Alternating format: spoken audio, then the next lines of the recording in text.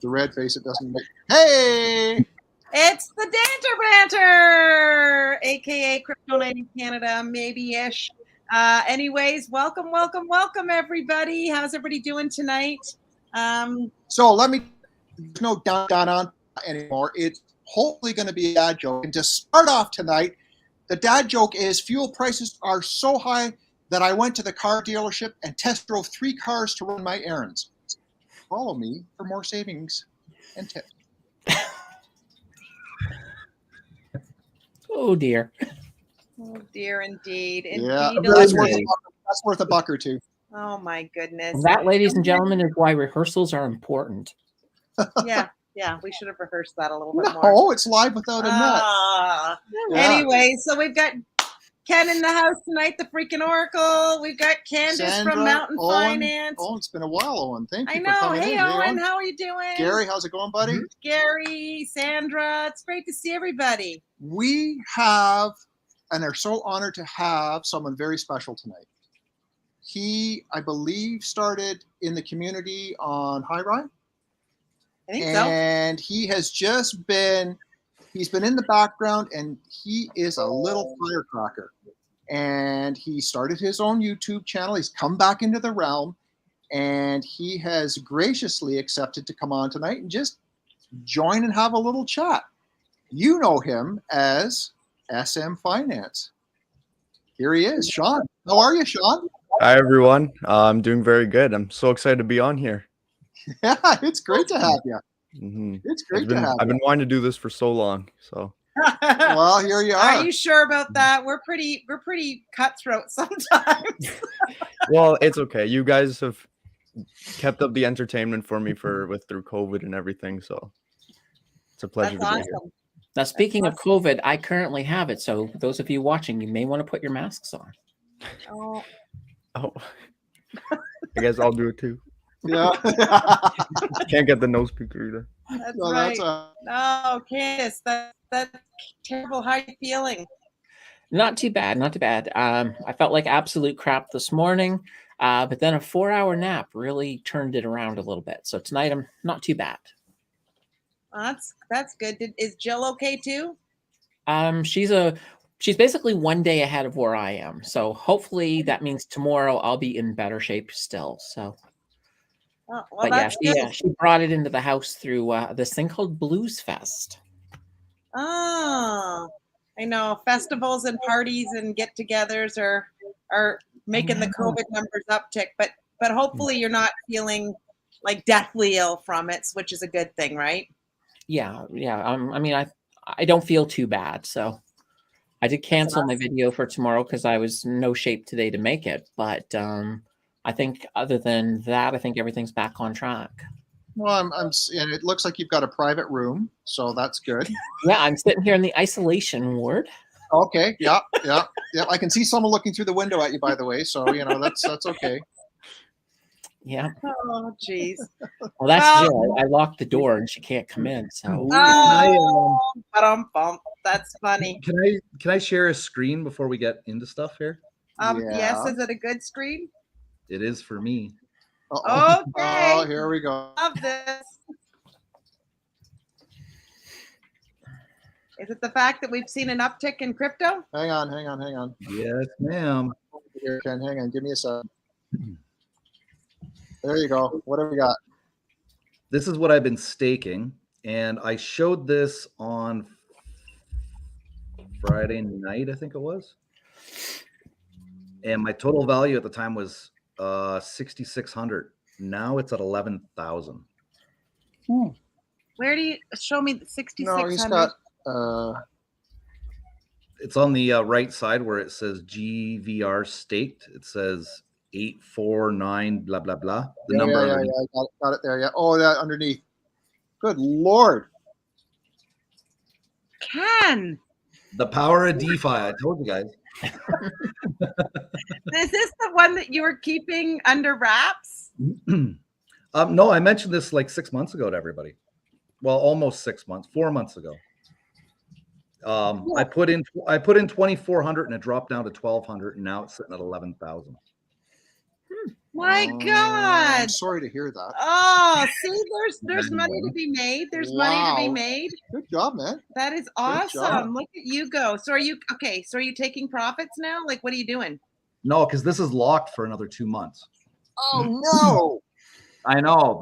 I'm like, Oh, but whatever. well, hey, listen, you can celebrate tonight, right? Yeah. Let's just hope in 2 months it's in a good spot for you. Yeah, I we've think all, it we've all will got be. our fingers crossed. So this is why we've dubbed you the freaking Oracle. Yet again. Because you keep having big wins like this. It was either that or horseshoes or us. Yeah, I know. Mhm. Yeah. I don't got horseshoes, so. Oh, Oh, that's craziness. That's crazy. So let's talk to Sean for a minute and find out a little bit about you. Sean, maybe you can just give us, and this is not a job interview. It sounds like a job interview, but we don't know anything about you. And the community is all about getting to know who you are and what you're all about. So obviously you're young. Are you still in high school? I'm going grade 11. Grade this year. 11. Yep. So my birthday's actually next month. I oh turned wow. Nice. Good for you. So I'll get my driver's license too. I'm excited for that. Uh-oh. Excellent. hmm And but basically, so a bit of backstory about me. Yeah. I've been into like business and entrepreneurship really ever since I was young. Like even my mom and I were looking at pictures the other day when I was like even like 10 years old. I'd do like lemonade stands like literally every weekend and like garage sales and stuff. So I don't know. It's just been in my blood basically my whole life. And That's that's great. just. And then now I'm into stocks and whatever. So So let me ask you this: up until the point of getting into stocks, what was your best return? Your lemonade stands, all your side hustles. What was your best return that you made? What was the best sort of high side hustle that you made the best return on? well, okay, the best one that that's hard. I remember one of the ones I did. I had like so I was really into like collecting Pokemon cards and stuff, and like selling them and whatever. And then I remember I had all mine out or whatever, and some guy came. It was actually like another kid, I guess, with his parents, and they wanted to buy like a lot of them or whatever, and they spent like a few $100s and like on a lot of my like really rare cards and whatever. But I was just so happy that day. I was like, oh my gosh, I have like an actual like stack of money. I felt like I was so rich, but like it wasn't that much. But I just and then Yeah, after, at that age it is, right? yeah, totally. That's bigger. So so let me ask you this and answer it or don't answer it. What'd you do with the money? Well, believe it or not, I've been very disciplined with money basically my entire life. I have never spent a single dollar on myself other than investments, like for food or anything, even though my parents tell me to. So like I don't have the best clothes or whatever, like my friends, but because I don't know, I just like investing my money. So basically I've built up my like Pokemon collection and Hot Wheels collection. I did that when I was a bit younger. And now I have like eBay and stuff. And I just sell them there, I guess. Like that's my like side hustle still now, and I make decent money doing it still now. But That's amazing. yeah. What was it that interested you in getting into stocks? Like what was the hey, this is kind of neat. Maybe I should give a kick at the can at this. Well, basically, I read a few books or whatever because I've like reading too, like especially business books and whatever. And then I read about stocks, and I just did some YouTube. I remember watching my first YouTube video about like how the stock market works or whatever because I understood nothing. And after reading those books and watching the videos, I just was like, hey, I want to get into this or whatever, and just convinced my parents many times it took to say, hey, can we open up a Wealthsimple account or whatever? Because they don't invest much like outside of real estate, like their house, I guess. Sure. But yeah, so I just did that, and now I'm here. So how long have you been doing the investing in the stocks? Well, I did it split with my parents, like because it's a custodial account, obviously, but I'd like give them a bit of money and then to invest in my part. But I'd obviously do all the research and whatever. I enjoyed doing that. And so I'd say for the past year, I started in like February or March of 2021. So it's been over a year now. But That's amazing.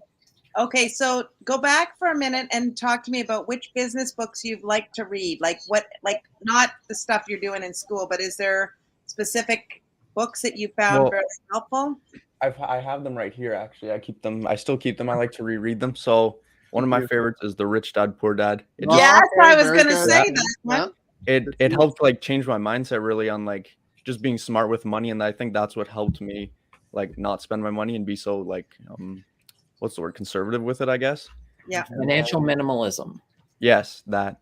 Although I don't know, I feel like I could spend money.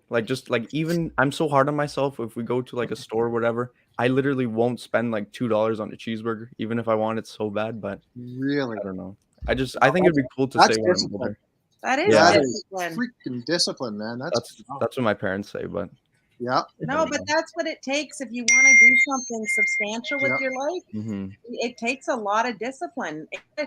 And we can put this out the community chat too. I mean, for a lot of us, delayed gratification is a hard concept, but I think you're learning that really young, and that will serve you well over a long period of time. People want instant gratification in this day and age, and I think that's what's going to catch people, a lot of people, in the maybe recession we're about to have, is because everybody wants everything instantly, but you've learned how to delay your gratification. And there was a study once that showcased they showcased little kids, and they put them in a room, like little itty bitty kids. Oh yeah, and I've seen that. I think they put a marshmallow in front of them, and they asked the kids, you can eat the marshmallow now, or if you wait till we come back in the room, you can have 2 marshmallows. And then they studied them over a long period of time, and the kids that waited and didn't eat and waited to get the 2, financially they've done much better. It's that delayed gratification that's really super, super good. Yeah, totally. And I credit some of it to my parents too, because they've basically taught me to be the way I am, sort of, and with of course, reading my stuff, because my sister isn't like me as that much, but I don't know. Brothers and sisters, Yeah. we're not always alike. Yeah, it does lead to some fights though sometimes, because whenever there's extra food or whatever, I always I don't know, I'm a foodie. I love food so much. You'll find that out about me, but we'd always fight to split it or whatever, and my parents would be like, geez, you have all this money in your bank or investments or whatever, just go buy another one. But I'd be like, I just can't live with myself or let myself do that. Yeah. I don't know, it's just And the best food is free. yeah, exactly. The ones your parents pay for. Take advantage of it. Well, yeah, that's the thing. But do you have any? So, okay, you like the Rich Dad Poor Dad. Has there been anything else you've read that you think, oh, that's amazing? yes, this was actually my first book that I read before Think Rich. It's called, or before Rich Dad Poor Dad. Napoleon Hill. Oh yes. Yep. Okay. My favorite. I read it in grade 7, and I think it was the start of my business books. And I remember I'd sit in the back of math class or whatever and read it, just sit there and read it. In what grade? Grade 7. I gave that to my son. Wow. I have read excerpts of that at least once, but probably several times a year. I only have a handful of hard copy books that at my desk. That is one of them. And I literally read that. I've had tears in that book. That book is amazing. It is the best book I've ever read. I got to say that. It's changed my life, I think, my whole perspective, everything. Do you know that you can find on YouTube old excerpts of Napoleon Hill reading that book out loud? Yeah, I've seen those before. They're amazing. Yeah, it's amazing. Well, that's good. So you've got the 2 biggies out there anyways. Yeah. Is there a third? Is there a third? But I'm reading another one in Napoleon Hill's right now. It's how to win friends and influence people. So develop my leadership the Dale skills. Carnegie book. Yeah. Oh yeah, Dale Carnegie. That's but I just feel like that will help me, especially getting into social media and stuff now. I'm not the best on camera. I'm still trying to learn and whatever. So just get You're used not to the it. best. You're doing great. You're My doing terrific. goodness. Yeah, you're doing Well, Yeah. I think that will help me. So. And Gary saying, read Who Moved My Cheese. If you don't want to read the whole book, because you sound like you're a reader, you'll read it. But again, YouTube, you can watch the little video of it, and it gives it a little synopsis of it. It's a good one too, because the ability to see change and to go and seek out resolution ahead of everybody else will serve you well. And I think you're down that path for sure. Yeah, another good one too is This Iceberg is Melting. Oh yeah. Oh yeah, I think I've heard of that one too. Yeah, that's a big one too. Is that about liquid assets? It's about penguins. As a metaphor for the changing world and how to prepare yourself. Oh, like Ray Dalio or whatever with the Changing World Order? Is it sort of like that? Well, not really. I mean, basically the concept of the book is that you've got a bunch of penguins living on an iceberg and it's melting. And most of the penguins are just panicking because they just don't know what to do. They've never known anything but their iceberg. And then some of the penguins are trying to figure out solutions. And those are sort of the penguins that end up benefiting from the fact that everything is changing. And the model of the book is become the penguins that are trying to find solutions and not the ones who are just sort of scampering around, panicking that their iceberg is melting. That sounds like the beginning of Mr. Popper's Penguins.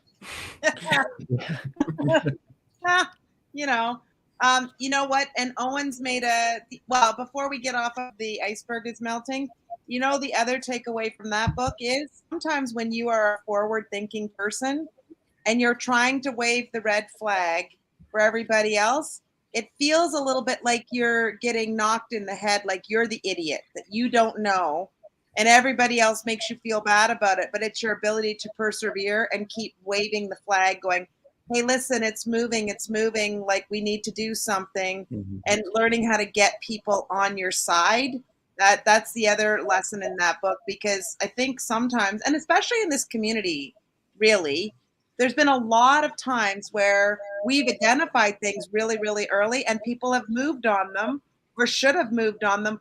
One of them was, Candace, and I think several times we've talked about, don't get your stuff off of exchanges. We talked about that early, and we talked about that a lot. And those that are following in the channel and the chats, in whoever's channel, that we were raising that flag early on. And so that's got to be a flag raiser. Now, Sean, you if I memory serves from your first video, you're not into crypto at all at this point, right?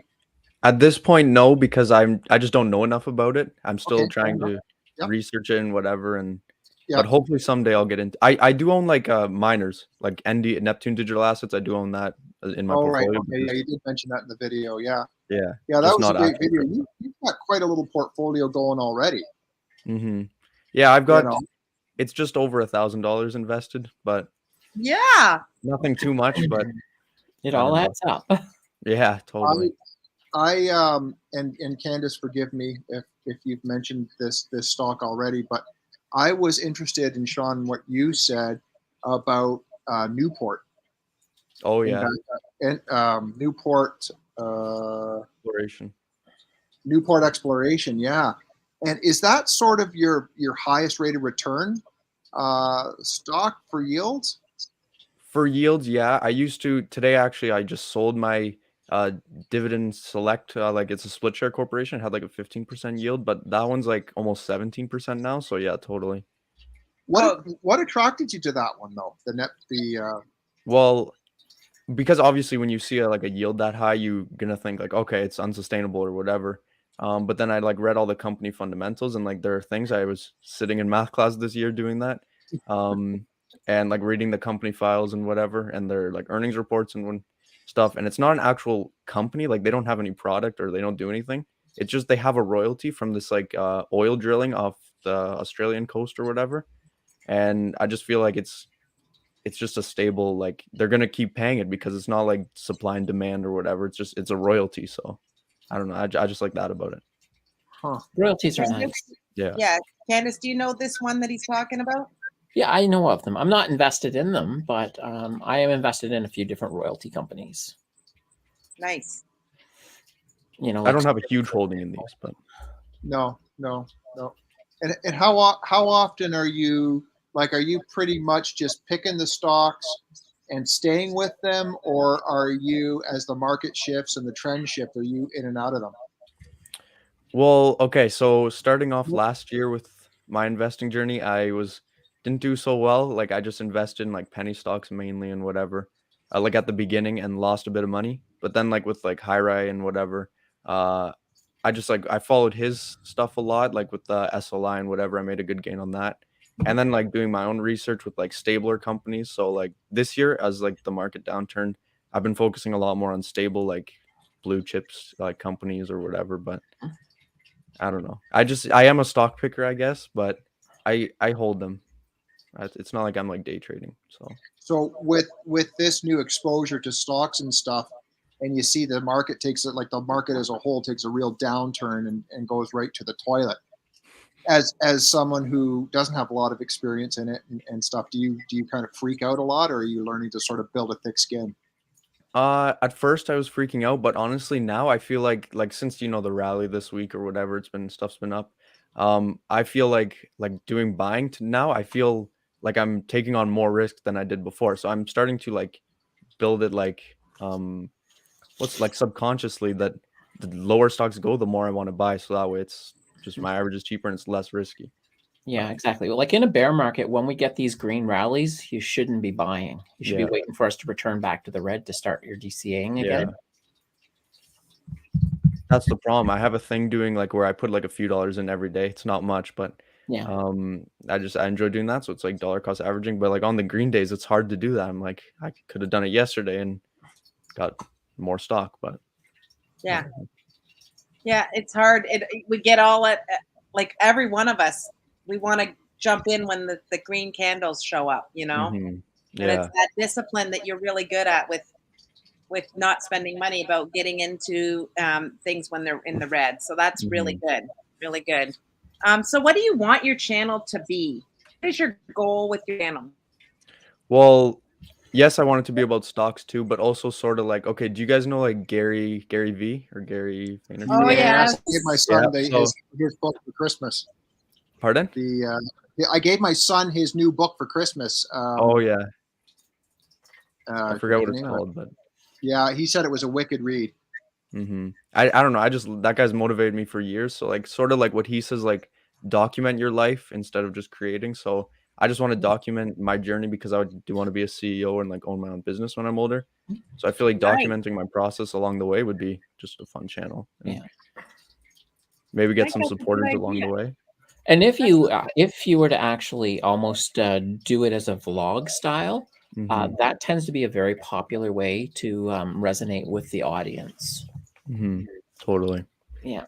It's just like I'm so new to the streaming, like recording and stuff. Like I'd feel like if I was doing the vlogging out in public, like whatever, like saying, "Oh hey," like I'm like with my phone, like I'm here doing this or whatever, like for my business even.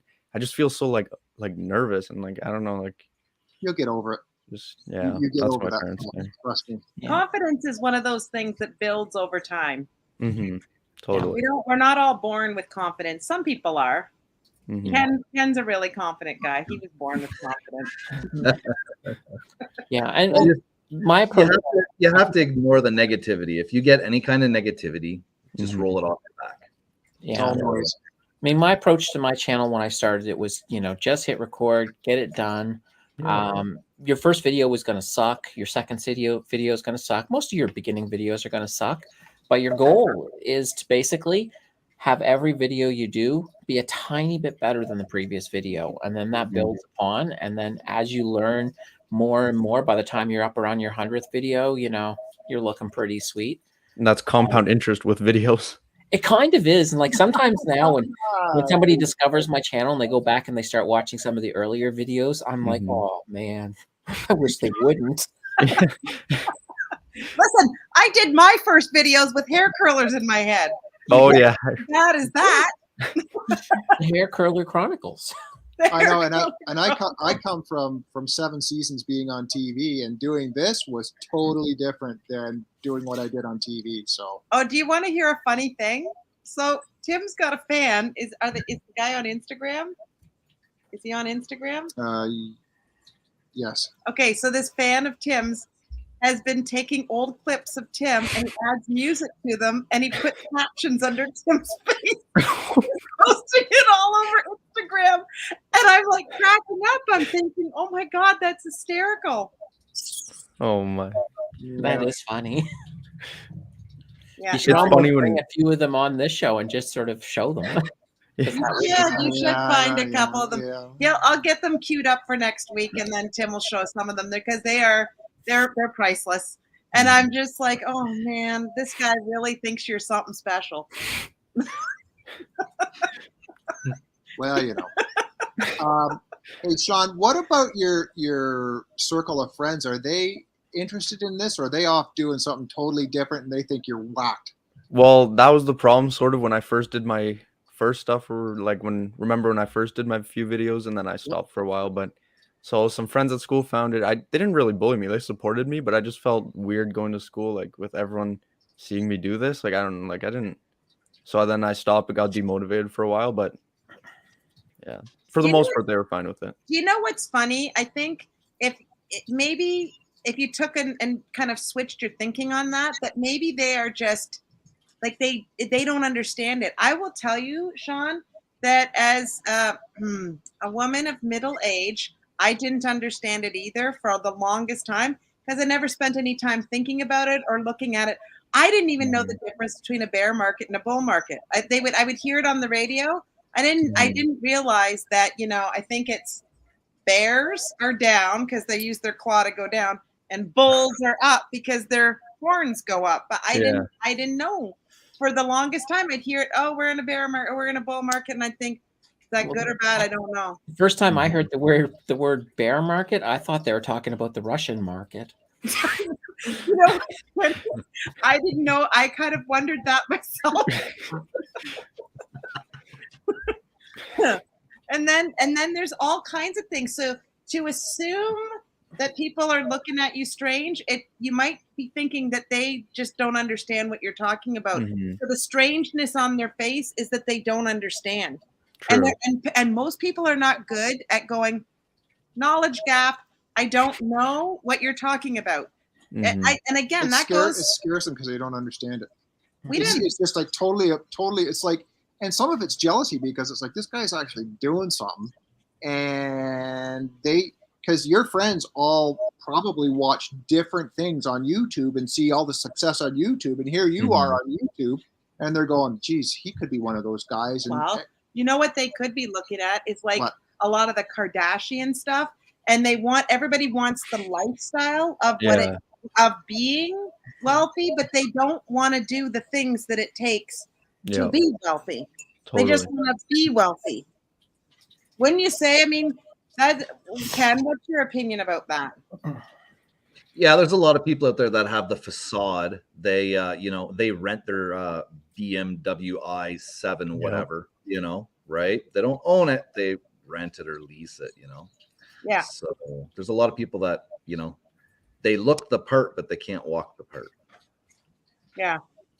It is just a thing. And I think if that goes in your head, it helps with you to think as you're looking at them, or when people are saying that, just assume they don't know what you're talking about. Because I'll be transparent. I didn't. I just handed my money over to somebody else. Here, could you, here's here's, take it off my pay, put it into my RSP. And I was not thinking about it, actively thinking about it until we got involved in this community. Well, slightly before that, it was... Did we start this before the pandemic? I'm now so lost on what year. The channel? No, the channel we started in the pandemic. It must have been the July 2020 was when we invested in crypto. I think.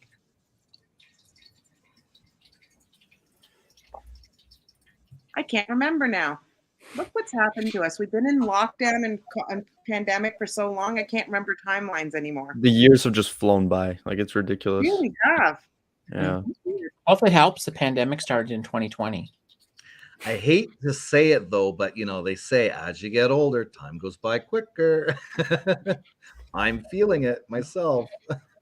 Yeah. Well, it's only because it's that proportion of your life that each hour gets shorter as you get older. So you take a 5-year-old, 1 year in the life of a 5-year-old is 1/5 of their entire life. That's a huge amount.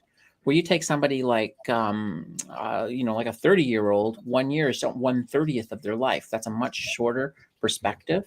So that's where time gets relative. It's based on that fractional perception of compared to your entire life, because that's the only real time frame that you have as a measurement is your life. And that's why time goes by faster when you get older. It's that perception of the fraction of your life.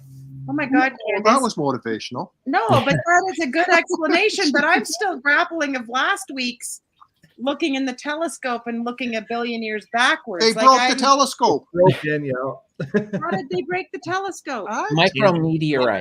Now, keep in mind, the press over sensationalized that story. because micrometeorites are normal up there, and they knew that they were going to get hit by them, and they have a certain amount of basically they have a certain amount of them that they can tolerate. So we're still within that range.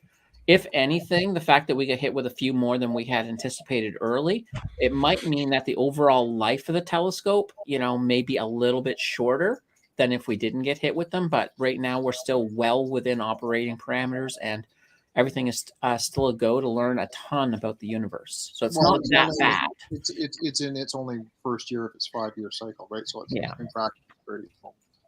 So, this damage, maybe it takes a few months off at the end.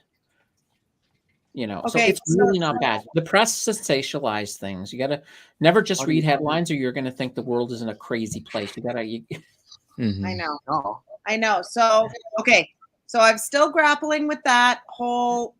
See a picture that's from 1 billion years ago, and now your explanation, spot on. I'm going to have to grapple with that one too. I'm going to have to noodle that around in my mind, because these things they're so right, but yet it's hard to conceptualize. But you're right about that. 1/5 of their life. Oh, she's gonna have the chalkboard out when we get off here and stuff, and graphs. Actually, one time I actually made a spreadsheet of it so that I could actually try to create a mathematical formula to predict how much. I was probably going too far with that, but yeah, it's a burden to be a genius. All right, it's that time of night where we have to do something slightly goofy. This is not goofy, but we're going to switch gears. So these are, Sean, which province do you live in Canada? Ontario. Okay, so you live in Ontario. We're all Ontarians on this stream, but maybe not in the chat. If you're not from Ontario, in the chat, it would be curious for you to put down where you're from. Okay, these are the strangest laws Ontario homeowners probably don't know about. This is from CP24, so it's got to be true. It's mainstream media. Okay. Now, Ken, you live near London, Ontario, so this might apply to your community. I'm not sure. Did you know that in London, Ontario, the city takes lawn mowing very seriously? If you leave your lawn to grow higher than 8 inches, a city worker will come and mow your lawn for you. They will also send you a bill. Here it's 2 or 3 inches. You get a warning. Mm-hmm. And then if it happens again, then they cut your lawn and they give you the bill. That happened to me when we were renting at home. I cut the lawn and I missed this weed near the roadway, and my neighbor across the street called the city on me. No. Oh, the poor sod. Yeah. Then they went through my backyard and everything. And they're like, we're by law enforcement. We have the authority to. Jeez. Wow. Yep. That's crazy. Move on. Garage sales. There are laws in Toronto governing how long a garage sale can last and the number of garage sales a person can have within a year. The Toronto Municipal Code states the law of 2 and 2, which means a home may not hold more than 2 garage sales within a year, and each one may not last more than 2 days. What if it's a double 2 garage? days? That's a long garage sale. Yeah, over a day. Yeah. They're normally a few hours. It's like garage it's 3 fest. a.m. and somebody's out here haggling for this blender. Okay, but who even makes these laws up? You know why they posted this CP24? Because of the stupid new cat law they're trying to push through in Toronto. Can you imagine Toronto city councillors have so little things to worry about that they are now trying to pass a bill that say no cats are allowed outside roaming around. They have to be on They're allowed to leashes. go outside with a leash. That is the stupidest thing I've ever heard. Now we're going to see people walking their cats down the road. Yep, with a little tiny Don't. bag. It can become a challenge. Okay, you ready for the next one? The bathtub law. In Etobicoke, Ontario, there's a local bylaw that states that a bathtub should not be filled with more than 3.5 inches of water, not a very large amount at all. 3.5 inches of water? How would they ever enforce that? On my tummy.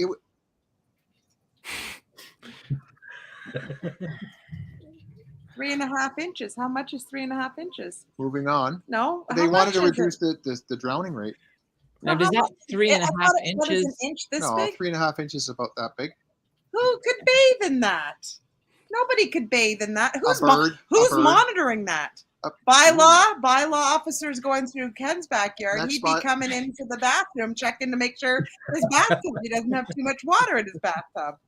Okay, internet speed. Oh, jeez. The town of Uxbridge, Ontario has strict limits regarding internet speed.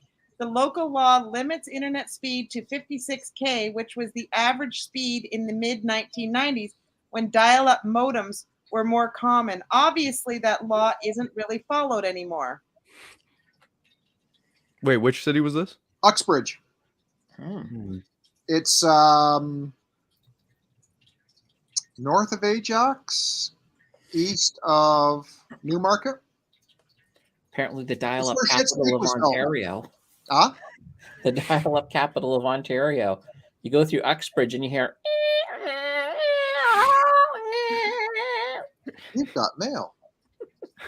Well, that's where they filmed Schitt's Creek. It looks like, Deja vu. I think you just said that. It looks like they only had dial-up there. Okay, watering lawns. In Markham, Ontario, the city limits outdoor watering use in summer between June 1st and September 30th. Homeowners are only allowed to water their lawn once a day between 6 a.m. and 9 a.m. and 6 p.m. and 9 p.m. Watering lawns is not permitted during the hottest hours of the day because it's believed that the sun will speed up the water's evaporation. Oh my God. Well, that's true. But we have to put a law in place for it? You want that water to soak in. So doing it in the morning or in the evening makes a lot of sense. It actually that's a good law. Yeah, my neighbors do it at night. Their sprinklers, they turn them on at night. And when it's hot here, the law of the land in Sarnia is you are only allowed to water depending on your address, whether your address we have that in Kitchener too. Okay. Yeah. Okay, we're going to go back to Uxbridge for a minute because they've got interesting laws over there.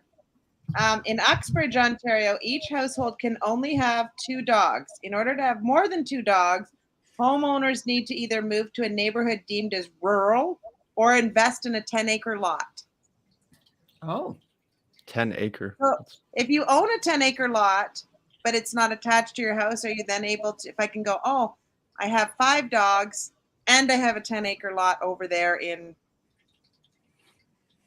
someplace else. You got to get their internet speed fixed with Fido anyway. And here's a bizarre one. We all know there was those old TV ads that said, be nice, clear your ice. Did you know sidewalks are the city's property? This makes no sense, actually. Sidewalks are city property, but homeowners are responsible for clearing the sidewalks around their property of both snow and ice within 24 hours of a snowfall. If you fail to comply, the city will clear the sidewalk and send over the bill. What's the city's excuse for not plowing my road within 24 hours? Yeah, exactly. And Well, here's if your road's not plowed, they're probably not going to come in to check on your sidewalk. Come in by snowshoe.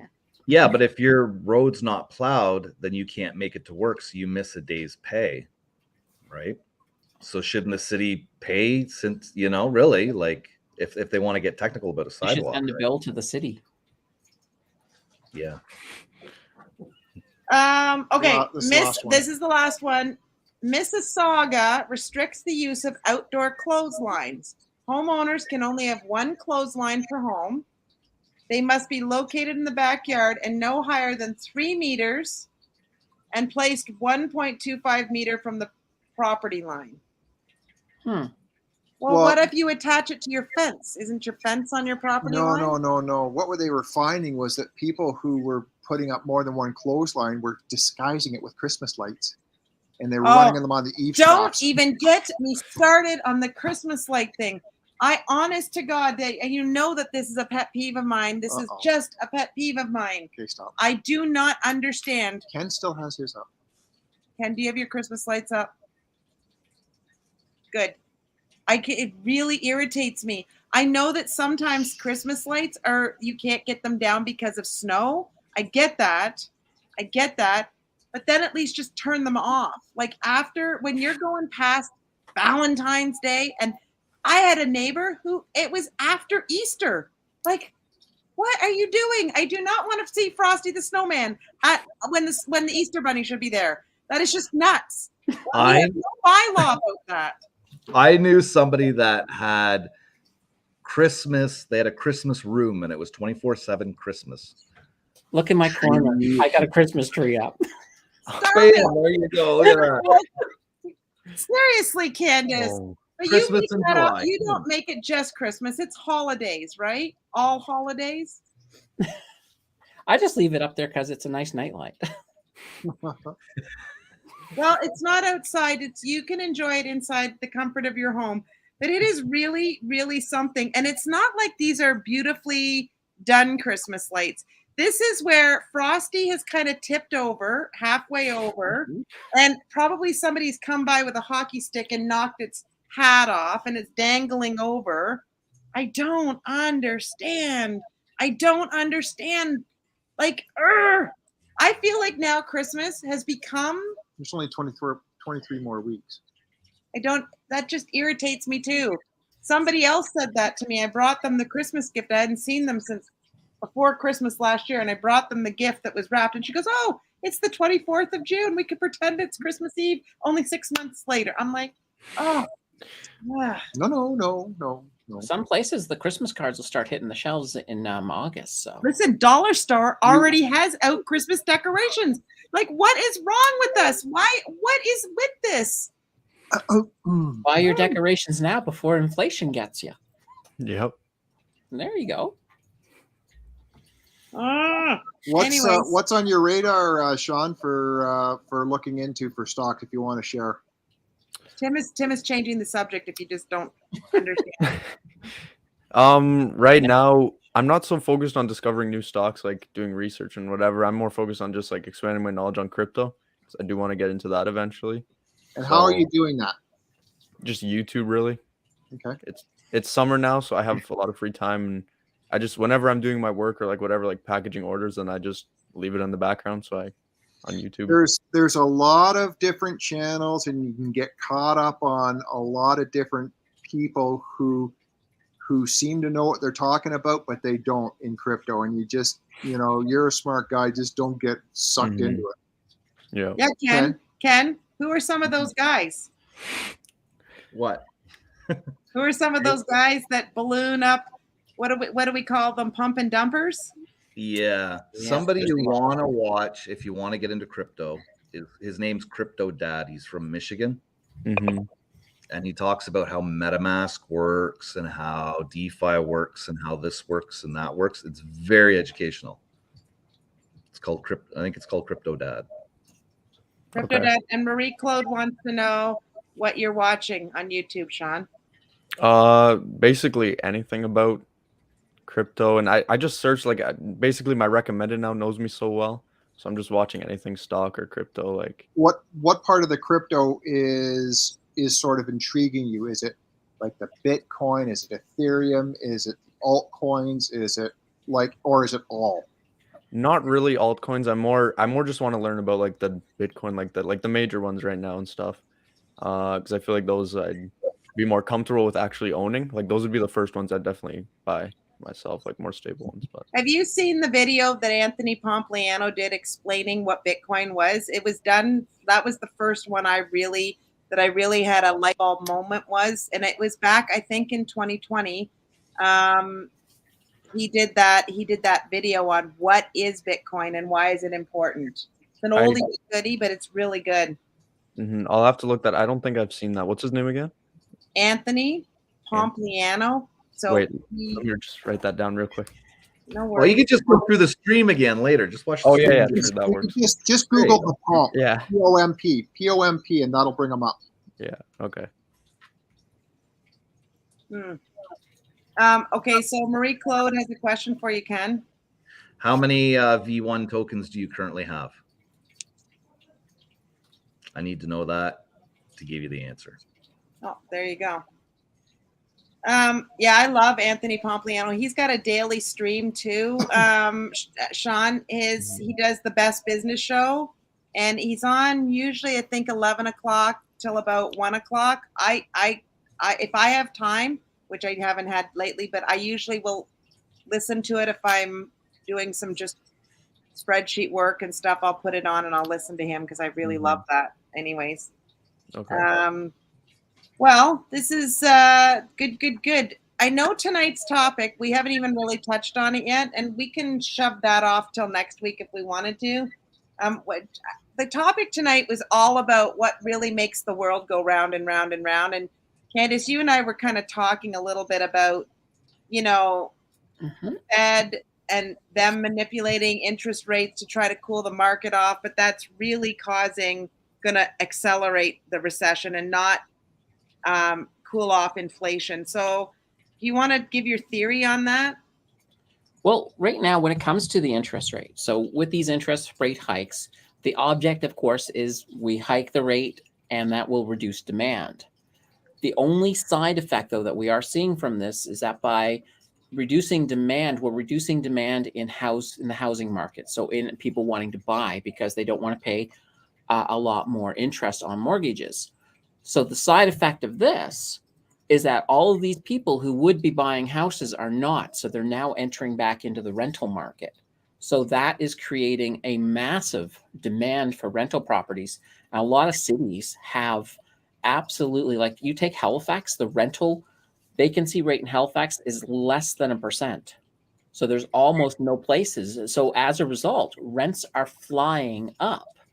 Now, when you look, if you were looking today at the CPI, you'll notice, I think it was roughly 54% inflation on housing costs. And that's where that rent comes in. So we are we're not getting the effect that we want because one of the big contributors is that the housing costs going up, and we can't control, of course, the oil costs. We also can't control the food issues. So we got three major things that we cannot control by pumping up these rates. So that's a bit of an issue, and they're going to keep getting more and more aggressive. And I think it's going to take quite a bit to get some of this, to actually get our inflation to start going down, because we need some of these other issues to start resolving themselves before we see a positive result. Yeah. And I don't know that the interest rate thing is going to solve the food problem. And the food problem and supply chain problem is that's not going to be resolved whether the market goes up or down and the rate hikes go up or down. I mean, that is what it is, right? That's the problem too. When I think, like, if we have like supply and demand, supply issues about actually getting stuff, rising interest rates is just going to increase costs for producers, and they'll just produce less things, less money to make things. So I feel like it's going to hurt the consumer even more. Well, the rule of thumb is business always pass those costs off. Yeah. You just pass the cost off. It's a straight flow through. When it comes in, it just flows straight through to the end guy. Mm-hmm. Yeah. This is a long process. I think we're going to have a lot of pain for a lot of time. And I know I hear a lot of people saying, well, maybe we're starting to round the bend. We're not. We're only getting started. There's probably going to be a good year at least of pain in front of us. Yeah. And what I'm hearing from the industry is that we're in this food supply chain mess for at least another year, at least. Mm-hmm. I don't even know. And I don't even know, again, I'm going to say it again. We do not know the effects of the fallout of the Ukraine war yet, because they're sort of, from a climate situation, their growing season is equivalent to our growing season. Like, if you look at where they are, if you drew a line, they're not flat. But if we flattened the earth and went across, it's pretty much the same growing seasons we have. Sean, you were going to say something there? I can't remember. That's okay. Yeah. Okay. Yep. Yeah, so we're in for, we don't know the effects of what that's going to look like yet. We'll have a better understanding after harvest where we stand and what the price of those foods are.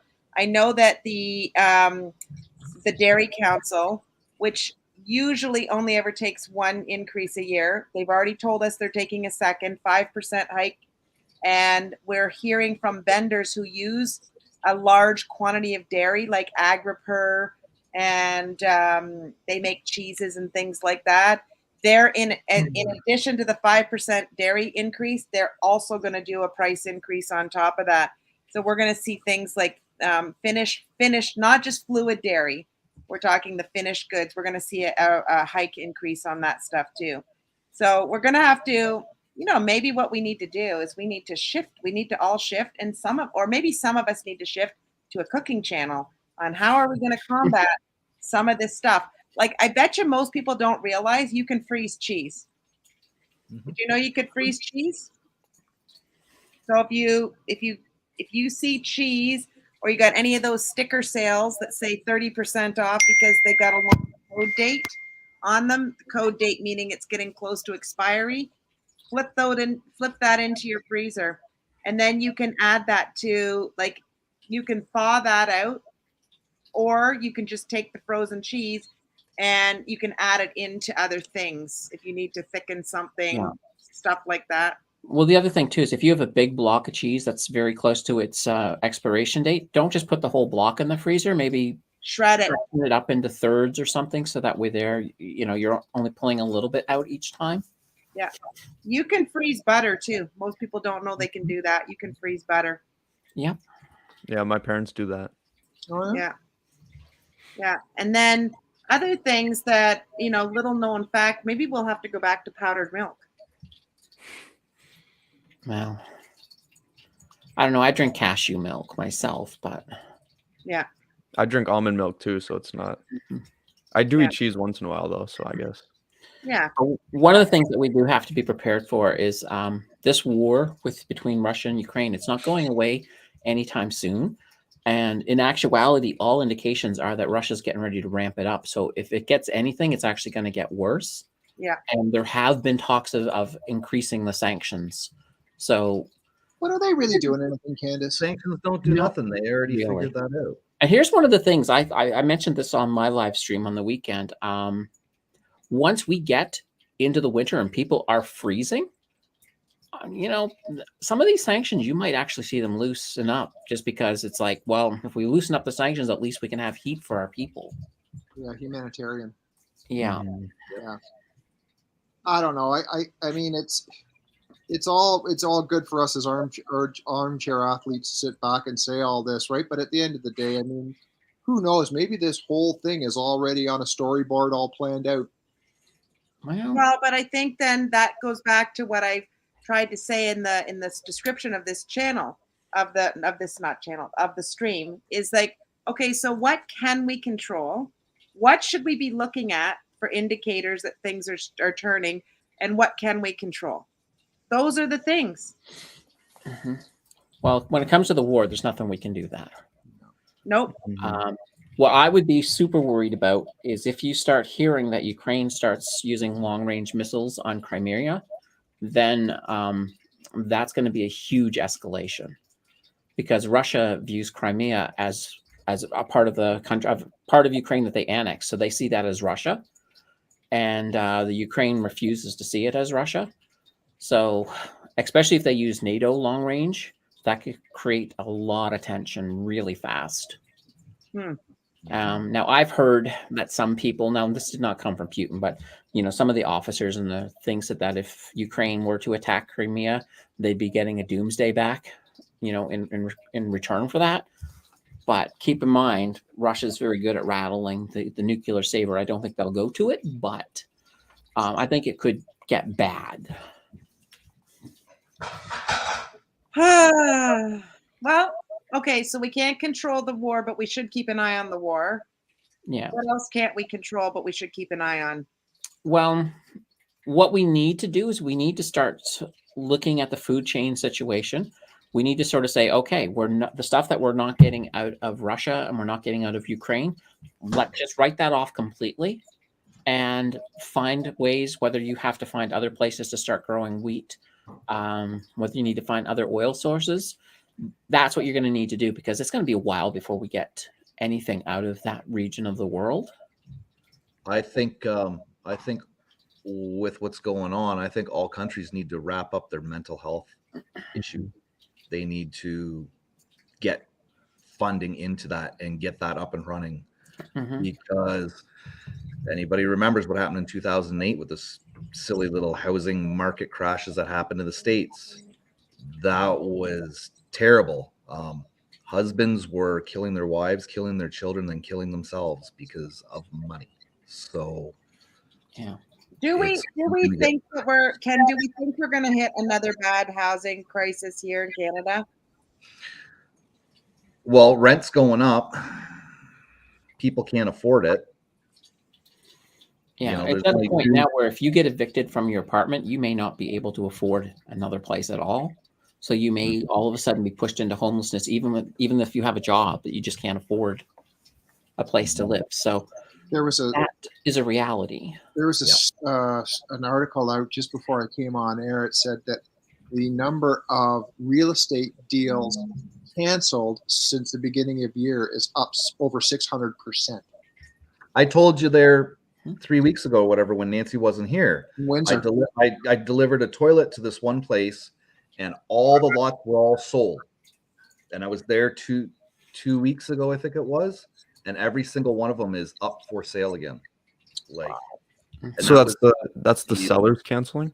Yeah. Oh. That would be like 20 houses that were sold to be built, and the buyers backed out. They said, nope, forget it. Well, and where are they going? They got to go somewhere, so they're going into the rental market. Exactly. Well, did you see, like this time last year, you barely saw a for sale sign on a lawn because it was going up and coming down before the agent could even get a sign in the yard. And I think people thought the real estate market's going to go up and up and up forever and ever and ever and ever. And now it's like every other house around here has a for sale sign on it. It was funny. I was up in Brampton doing a driving assessment yesterday, and we're driving through this neighborhood. And I came around this corner, and there's a sold sign, and it says sold for over asking. Go down the road, and I see another for sale sign on another property, still for sale, same agent. And I thought, little bit of BS going on there. Yeah. You know what I mean? Well, It's unless they put it on for $100,000, no, and then there was a bidding war. That's not the way I took it. The way I took it was that sales agent is trying to promote himself to get more business for himself by saying, I got over asking. Doesn't matter what actually happened with that transition. Yep. It's just that guy, the people go, oh man, you got to get that guy because he sold for over asking. Well, we have a friend who has just recently sold a property, and the buyer was supposed to close on July 1st. They got asked for, could they extend it to July 15th? Then on July 15th, which on Friday it should have closed, and then they got pushed again. And what it turns out, it's not the buyer themselves that has the problem. It's the people who have bought their house. So, and what's happening is they're being backed up by what's happening apparently is the banks are slowing down the appraisal times because now the banks aren't clear what's happening. Like they're not clear. That's all the things down. It's called a bridge loan, and banks are slowly not doing that anymore.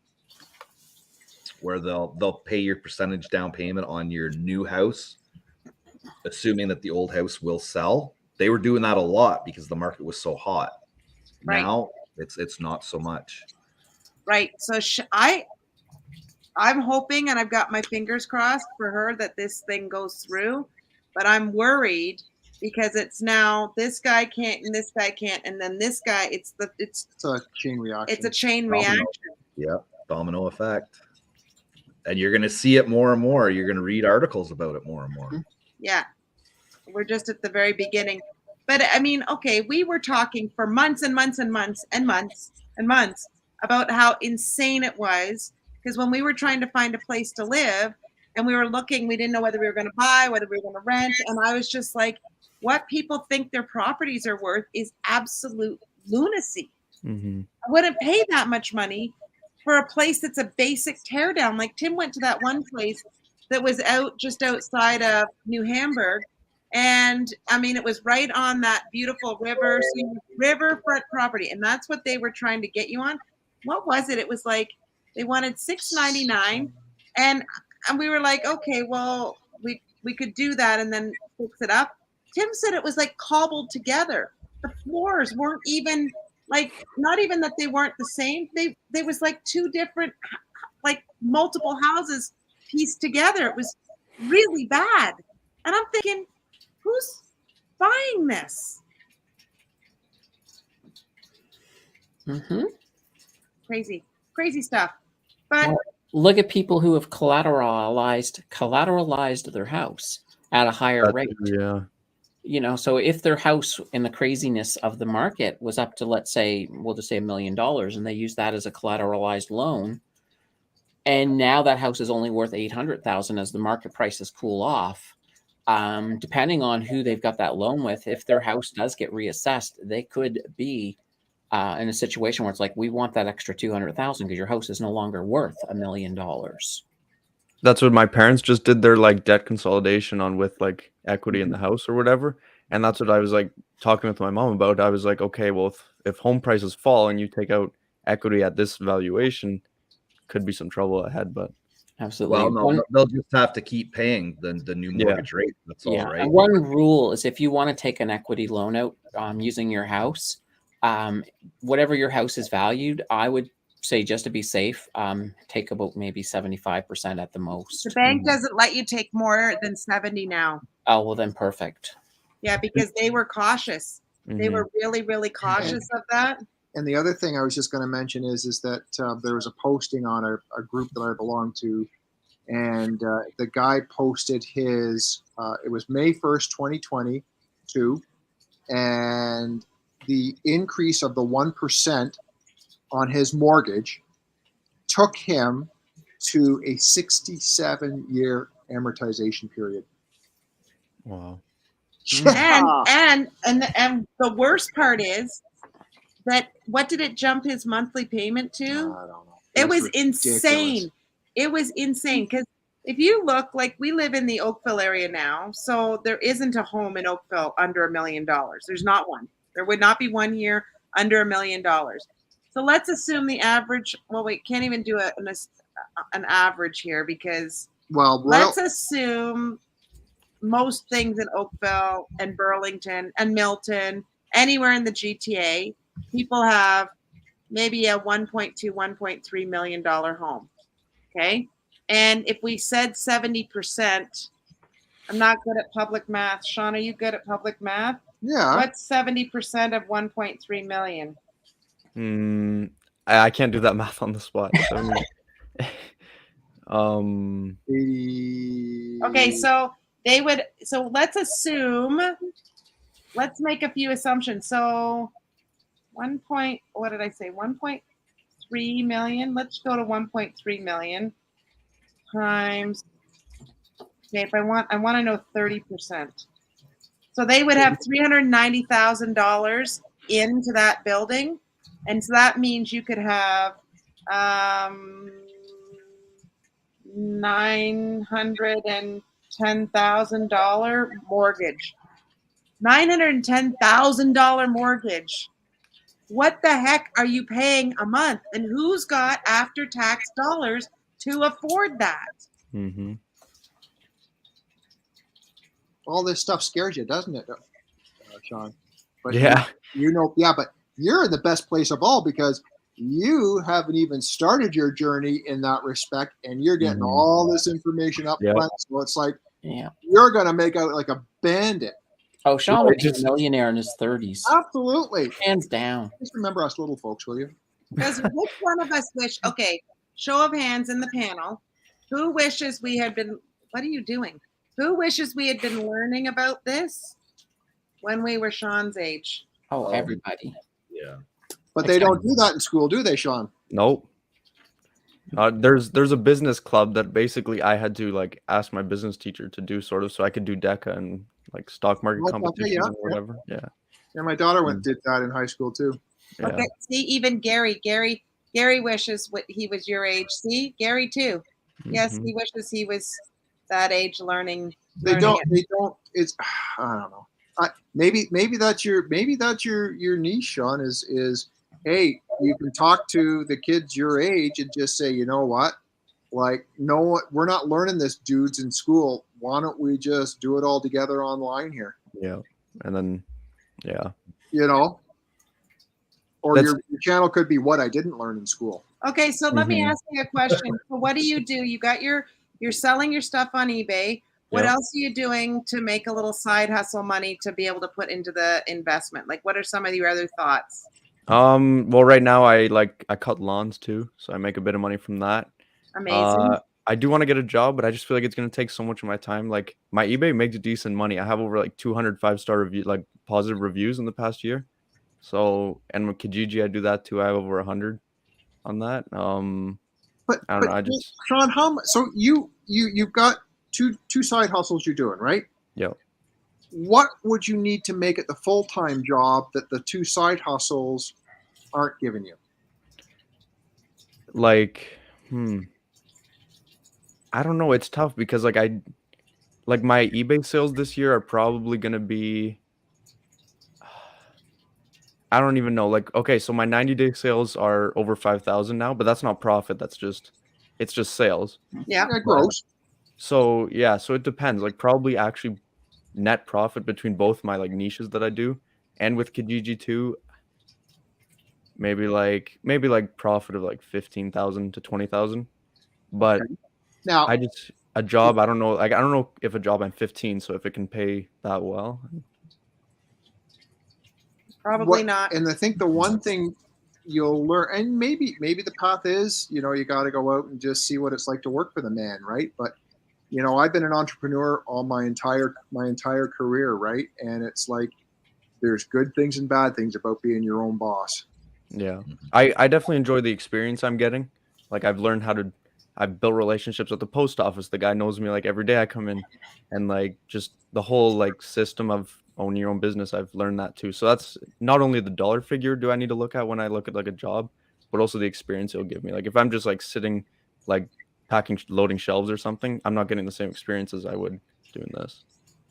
Right. A tornado watches in Cambridge, Sean?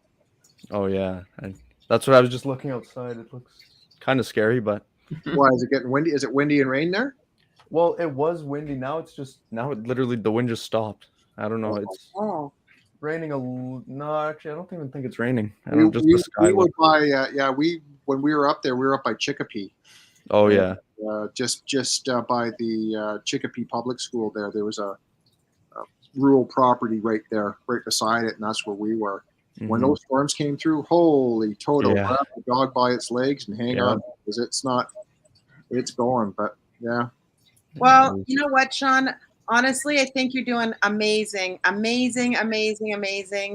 just like in Rich Dad, Poor Dad, the only thing that I would say is don't ever work for money, work for the experience. Like, our son just got a new job. We're so stinking proud of him. And he got it. He had a couple of offers, and he took an offer for almost $15,000 a year less because he loved what the company was doing, and he wanted to learn from that company. And he's so excited.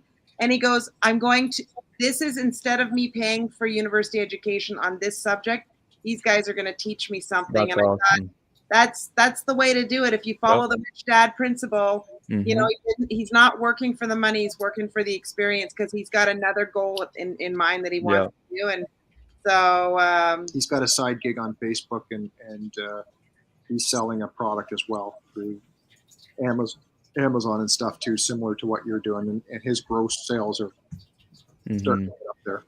Yeah, it's a really good product. If anybody wants to know what it is, it's actually an ingenious idea. Wait, did he develop the product, or is it like drop shipping?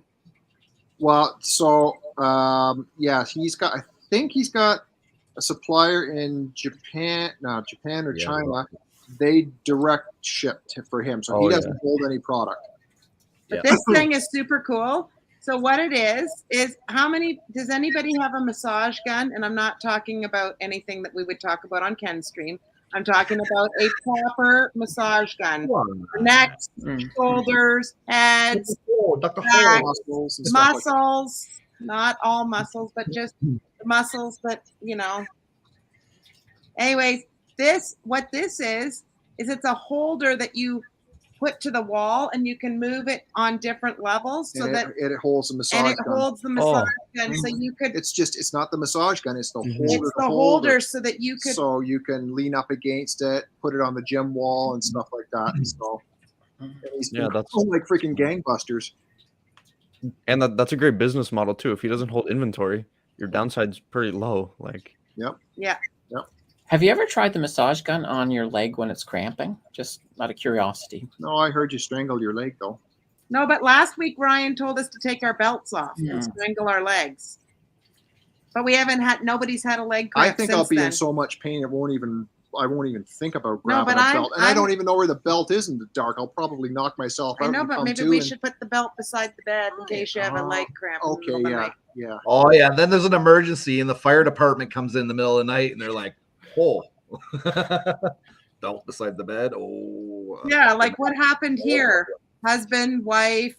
The husband's lying on the floor with a belt around his leg.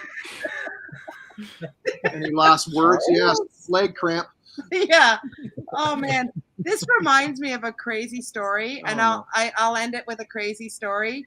And it was a story I heard in university, and it was on one of the radio stations. I went to university. I went down in St. Catharines. I went to Brock University, so it was on one of the U.S. radio stations, and it was about a couple who used to watch. So late night TV, I don't know if late night TV is still a thing. You know, late night TV that like the Johnny Carsons and the Jay Leno's and late night TV still shows, yeah. But is it still a thing? Who's watching TV? You get like Steve Colbert and you know, a few others. So yeah, it's still there. So there was weird stuff that they used to do on late night TV, and one was this couple were watching late night TV and they saw I think it was a man get put into a folding out couch and get tucked in. Tucked into a fold out couch, you know, one of those ones you fold it up. Anyways, so this couple decided they were going to try this, but they were by themselves. And somehow they managed to get themselves shoved into the fold out bed because they'd watched it. And then they got trapped in there and they couldn't get out. And so finally, I can't remember, it was so long ago because university days were a long time, but they were starting to make a lot of noise and trying to bang on the floor. They were in an apartment of some sort. I'm not exactly sure how they managed to do it, but the fire department eventually came in and rescued them. Sprung to life. Honest to God. And I'm thinking it's sort of the story about like, and the fire department was like asking them, what the hell would possess the two of you to not think this all the way through? Exactly. They should have taken turns. Well, there is a term called curiosity killed the cat, right? Yeah. Or Darwinism. Right. Could you imagine if they'd actually died in there? Seriously, could you imagine if they'd actually died in there and people came in and were like, how did this even happen? Exactly. There'd be a new safety label put on pull-out couches if somebody died from it. Yes. I don't know. With an X through it. Okay, forget if you were even remotely claustrophobic. Like, okay, squished. You would be squished in there. I don't know. Ken, this is something Andrew needs to explore on your show. I think you need to tell him and see if he can get Shannon to fold him into a bed and let me know how it feels. Oh, maybe that couch downstairs is a pullout at his house. Ask him. Tell him Nancy wants to know if you can put. We're going to have a couch cam. Yeah. Say, see, my only concern is that Shannon might not be strong enough to pull him and the bed out. He might get in there fine. All of a sudden, we see Ken's face over at Andrew's house. What are you doing over there? He's stuck. I need to get Ken. I gotta go over to Andrew's. I gotta pull him out of the pull-out couch. I'd show up. I'd stand there, point, and I'd laugh. Yes. And then I'd go to his fridge and get a beer. Oh, jeez. No, but that's something Andrew would totally do, I think. Oh, yeah. Anyways, Sean, tell us where the crew can find you, the community can find you. You are, just 1 second here. YouTube that's correct for Yep. YouTube, right? SM Finance. It's basically that on all platforms, on Twitter, Instagram. I'm starting out TikTok too. I want to do that, but oh, that's a good it's idea. a learning experience, man. I'm just on TikTok too as well. But folks, head over to Sean's channel, subscribe, hit the like buttons, because you know what? It's old dogs learning new tricks for us sometimes, at least for me. Between that and Candace's and Ken with his coins, I mean, it's a regular, like hitting a pinata. You never know what's going to fall out. And how often are you posting videos now, Sean? Are you posting did another one today, right? Yeah. I want to do one every day, but just I'm still trying to figure out like proper editing software and whatever, and that's been taking me like hours to do each video. I don't know how. What are you using? I'm just trying out. So I used one on mobile when I like did videos like maybe a month ago. It was like VN editor or something, and it worked good, but it doesn't work on Windows 10. So. Oh, you got a PC. Yeah. Yeah. Oh. Yeah. Well, you know what? Would you come back and banter back and forth with us again? Yes, I had so much fun. Like I've been wanting to do this for years, literally. Like this is amazing. It was an absolute honor to have you and a privilege to have you. And you know what? We wish you the very best of luck, and don't give up. Thank you. That's the secret to it. Like, look at Tim and I. We're just the little channel that could. And the other thing is, I mean, Danter and myself, we're pretty seasoned. So, if you need YouTube help, just let us know. Yeah, I've been emailing Hi-Ride too, or Ryan, but and he gave me a bit of tips on like what stuff to use. And awesome. He's definitely a good resource for sure. Excellent. And Ken, at the freaking Oracle, are we going to see you Friday and Saturday night, or just Friday night? What's the goal? Oh, yeah, no, we're doing a Friday and a Saturday. Andrew might have a surprise, we'll say. Andrew might have a surprise? Maybe. We might have a surprise guest come on Saturday night. Oh, boy. Oh, boy. Excellent. And Candace, what you got going on? Whoops. Well, Saturday, I'm going to have another commentary video. I know last Saturday I didn't do commentary. I had an update on the 10 stock challenge, but this Saturday there will be a commentary. I don't fully know yet what the topic is because it's based on this week. So I have to figure out what topic I want to do for this week. And then we'll be back again Monday with a regular video. I'm looking at probably doing blue chip ETFs on Monday. Oh, that would be fun to learn. So I'm into blue chips and stuff. So yeah.